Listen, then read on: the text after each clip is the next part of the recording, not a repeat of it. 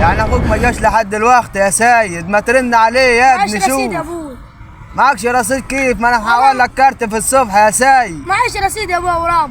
انت اما تضيع على البنات يا سيد. اعمل ايه طيب يا ابوي؟ انا عملت حاجه. ثانيه واحده يا ابوي واجي.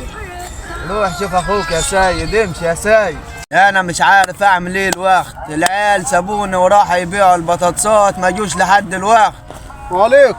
وركات مالك اما تاكل في نفسك كيه؟ اما اكل في نفسي ايه؟ ما عندك يا عم ارض كتير. ارض كتير ايه؟ انت هتقعد تنق عليا؟ قوم روح من هنا، مش ناقصاك انت كمان، مش هتبقى انت والبطاطس علي. قوم. اعمل ايه الواد؟ مش عارف الواد ما جاش ولا لسه. يا ابوي ايه يا مو؟ إيه؟ عملت ايه يا مو؟ بعت البطاطسات ب 6000 النهارده يا ابوي.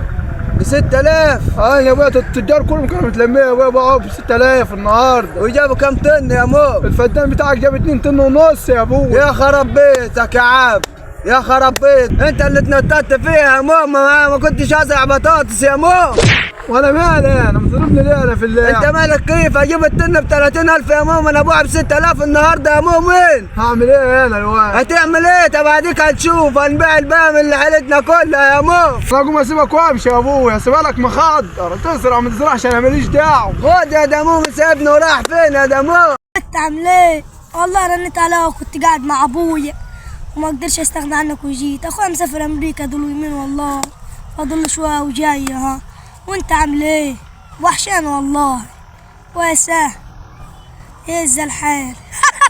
قلت ايه؟ اما تعمل ايه يا سيد؟ لما اعمل حاجه يا ابوي. انا عارفك اما تكلم البنات يا سيد، واما تضيع كروت الشحن على البنات يا سيد. لما اكلم حد يا ابوي. انا ما ربيتكش يا سيد. ايه يا ابوي؟ انا عملت حاجه؟ ايه القرف ده؟ انا ماشي يا ابوي. اوعى ابوي.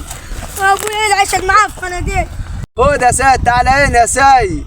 محدش باصم وراك انت يا سيد اما تكلم لي بنات فيهم يا سيد. جابوا 2 طن ونص يا سيد.